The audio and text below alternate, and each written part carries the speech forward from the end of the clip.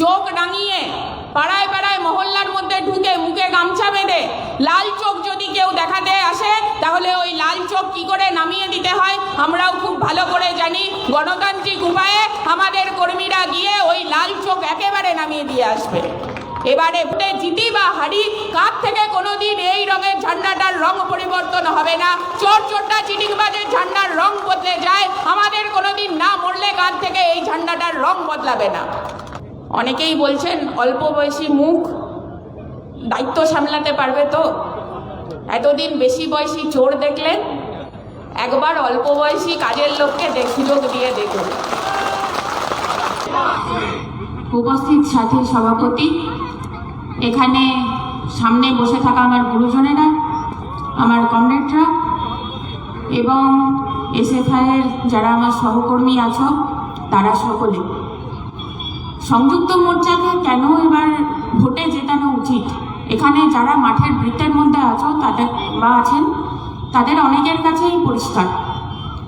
তারা অন্য জায়গায় গিয়ে ওপিনিয়ন লিডারের কাজ করেন, মানে অন্য একটি জায়গায় তারা গিয়ে তারা নিজেরা কনভিন্স, তারা অন্য জায়গায় গিয়ে আরও 5 জন লোককে এই সংযুক্ত মোর্চাকে কেন জেতানো উচিত, কেন তাদের হাতে ক্ষমতা তুলে দেওয়া দরকার এই রাজ্যে, সেটা বোঝানোর কাজ করেন।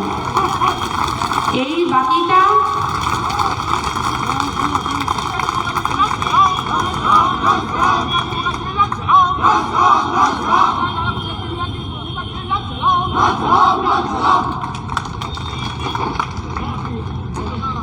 বাকিটা বলার জন্য মীনাক্ষীদি আছে, কেন দরকার বা কিসের দরকার বলার জন্য মীনাক্ষীদি আছে এখানে, তার মধ্যে ঢুকবো না। বর্তমান উত্তর কেন্দ্রে আমি এরকম এবারে যেহেতু বামপন্থীরা নতুন মুখ তথাকথিত বাজার শেখাচ্ছে আমাদের, যে নতুন মুখকে নাকি সামনে আনা হয়েছে, তো এরকম আমার অনেক বন্ধু বান্ধব এবারে নির্বাচনে অংশগ্রহণ করছে, যাদের সাথে ছাত্র রাজনীতি করি, আমার সহকর্মী এরকম অনেকে অংশগ্রহণ করছে, নানা জায়গা থেকে লড়াই করছে। বর্তমান উত্তর কেন্দ্রে আমার বন্ধু চণ্ডীচরণ লেট লড়ছে, তার কথাটা আলাদা করে এই কারণে বললাম, এই নির্বাচনে আপনারা ঠিক করে দেবেন ওপিনিয়ন লিডার হিসেবে পাড়ায় পাড়ায় যারা যাচ্ছেন বা যারা এখানে সিদ্ধান্ত নিচ্ছেন তারা ঠিক করে দেবেন চণ্ডীচরণ লেটদের ভবিষ্যৎ এমফিল করার পরে তাদের ভবিষ্যতের শেষে কি রোহিত ভেমুলা দাঁড়িয়ে থাকবে না সংবিধান হাতে বাবা সাহেব আম্বেদকর দাঁড়িয়ে থাকবে, আপনারা এটা ঠিক করে দেবেন। গোটা ভারতবর্ষে জুড়ে চলছে মনুবাদকে চাপিয়ে দেওয়ার রাজনীতি, গোটা ভারতবর্ষ জুড়ে চলছে ব্রাহ্মণ্যবাদকে চাপিয়ে দেওয়ার রাজনীতি, গোটা ভারতবর্ষ জুড়ে চলছে ভয় দেখানোর রাজনীতি। প্রত্যেক দিন শেখানো হচ্ছে দেশটা জমিদারি, একটা নির্দিষ্ট অংশের মানুষের জমিদারি। বিজেপি একটু ভালো করে মনে করে দেখুন তো, বিজেপি শিখিয়েছিল মুসলমান খারাপ না? বিজেপির যে বাবা যাদের থেকে ইন্সপায়ার হয়ে ওই গোয়ালেকার ওদের সংবিধান তৈরি করেছিল, সেই আমেরিকা যেদিনকে জোড়া ইস্পাতের পাখি ওই ট্রেড সেন্টারে গিয়ে ধাক্কা মেরেছিল, সেদিনকে গোটা বিশ্বের দিকে আঙুল তুলেছিল ওই একজন সন্ত্রাসবাদীর নাম করে, গোটা বিশ্বের মুসলমান দেশগুলোর দিকে আঙুল তুলে বলেছিল মুসলমান মানে ক্রিমিনাল, মুসলমানদেরকে দেশ থেকে তাড়াতে হবে। আমেরিকায় কিভাবে মুসলিম ধর্মাবলম্বীদের সেই সময় অত্যাচারের মুখে পড়তে হয়? তাদের ছাত্র বিজেপি, তারা আজকে এসছে দেশে, তারা এসছে মানুষকে ভিটে মাটি ছাড়ার চক্রান্ত করতে। দেখেন জায়গায় জায়গায় আমরা এখানে যারা বসে আছেন তাদের অনেকের পাড়ায় আমি ঘুরেছি, প্রায় 35টা ওয়ার্ডে কম বেশি ঘোরা হয়ে গেছে। প্রত্যেকটা জায়গাতেই একটা কথা বলছি, ব্যক্তি অর্থে বামপন্থীদের কোনো একটা মুখ, তার নাম চণ্ডীচরণ লেট হতে পারে, তার নাম পৃথা দা হতে পারে, তার নাম মীনাক্ষী মুখার্জি হতে পারে, তার জেতা বা হারা দিয়ে আমাদের কাজের ধারার এমন কিছু পরিবর্তন ঘটবে না। আমরা কোনো একটা জায়গায় কাজ করি, পার্টি আমাদের সুযোগ করে দিয়েছে আরও একটু বেশি মেহনতি মানুষের কাছে যেতে, তাদের গল্পগুলো শুনতে, তাদের সমস্যাগুলো শুনতে, সেগুলোকে সমাধানের কথা ভাবতে। এই 7%-এর পার্টিটাই ওই নীলপুরে কমিউনিটি কিচেন চালাতো বাচ্চারা, যখন চাল আর ট্রিপল চুরি করতে সবাই ব্যস্ত ছিল, তখন নীলপুরে কমিউনিটি কিচেন চালাতো। আমাদের এটাই কাজ, আমরা এটাই করব। কিন্তু বামপন্থীরা বিধানসভায় বা লোকসভায় কম থাকা মানে একটা নগরপঞ্জি বিল পাস হয়ে যাওয়া, বামপন্থীরা বিধানসভায় বা লোকসভায় কম থাকা মানে এই তৃণমূল নাকি বিজেপিকে দাঁড়াবে, ওর এমপি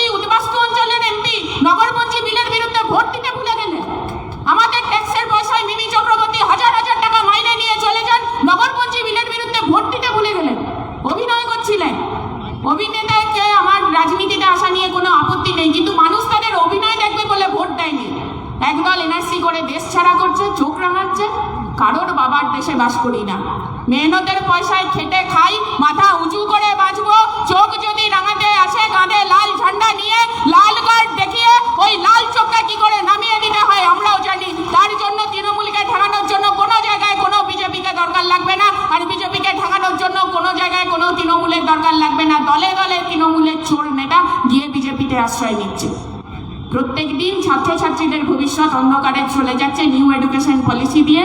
প্রত্যেক দিন রিসার্চ করার ক্ষেত্রগুলো বন্ধ হয়ে যাচ্ছে। প্রত্যেক দিন আরও একটু একটু করে চণ্ডীচরণ লেটেরা রোহিত ভেমুলা হওয়ার দিকে এগিয়ে যাচ্ছে।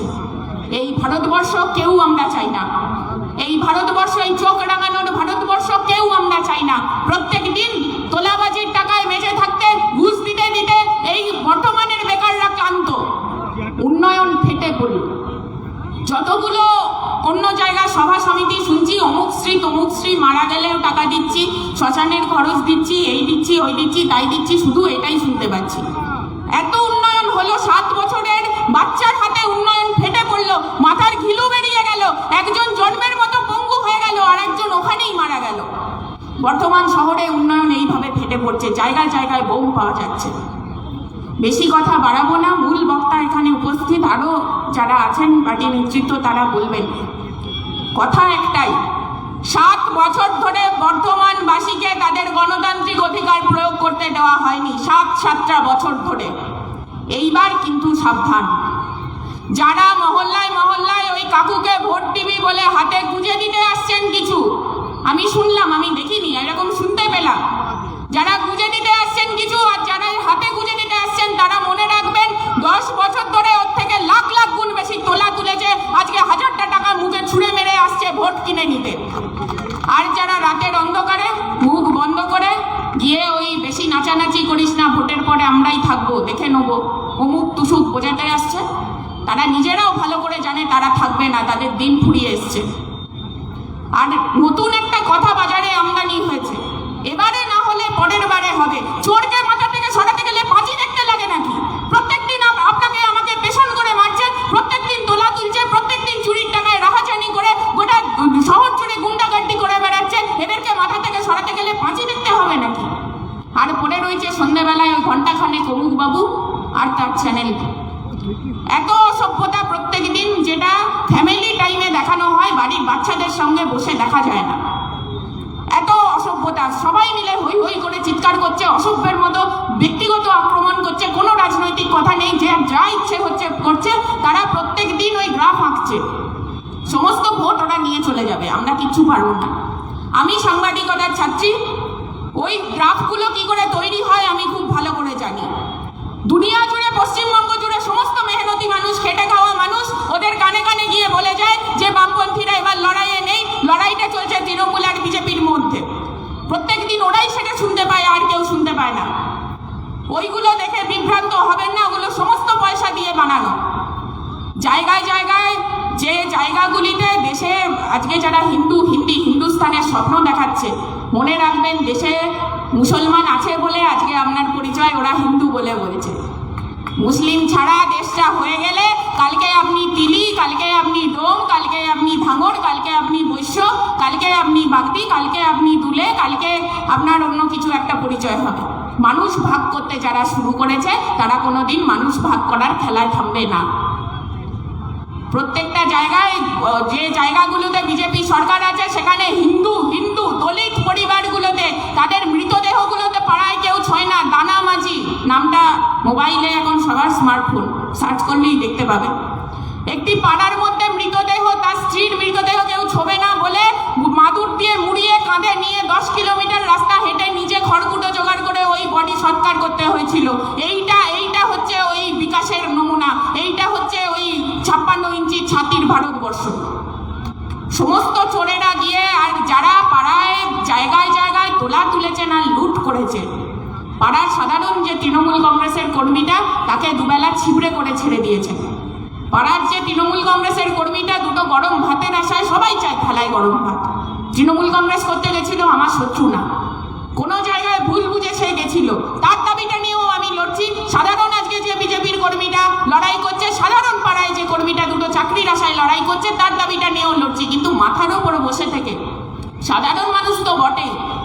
এই বিবেকানন্দ কলেজ বর্ধমান ইউনিভার্সিটির আন্ডারে থাকা গাদা গাদা কলেজে মেধা থাকা সত্ত্বেও ছাত্রছাত্রীদের কাছে হাজার হাজার টাকা যারা তুলেছে, একটা চাকরির জন্য পারলে মায়ের গয়না বন্ধক দিতে হয়েছে, জমি বিক্রি করতে হয়েছে, দিয়ে লাখ লাখ টাকা এদেরকে তুলে দিয়ে আসতে হয়েছে। আর বর্তমানের MA পাস ছেলেটা লকডাউনের আগে টিউশন করতো, লকডাউনের পর খবরের কাগজ জোগাড় করে পাড়ায় পাড়ায়, গাঁটরি করে সন্ধ্যেবেলায় কাগজের কলে দিয়ে এসে সংসার চালায়। আর তাদের প্রাসাদে ওই লোকের মেরে নেওয়া পয়সা স্তূপ তৈরি হয়েছে। তারা কিন্তু এবার সচেতন হওয়ার সময় এসছে।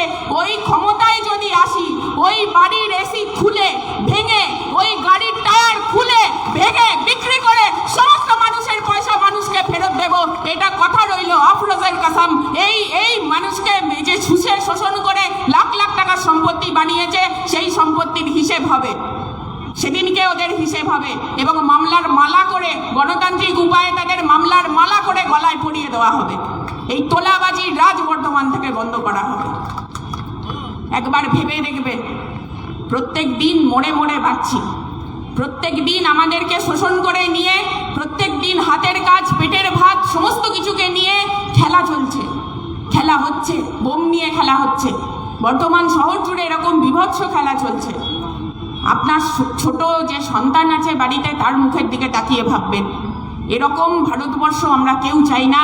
এরকম মানুষ খুনের রাজনীতির হাতে যারা খুন করছে মানুষকে, প্রত্যেক দিন তোলা তুলছে, তাদের হাতে পশ্চিমবঙ্গটাকে, তাদের হাতে বর্ধমান শহরটাকে আগামী 5টা বছরের জন্য তুলে দেবেন না।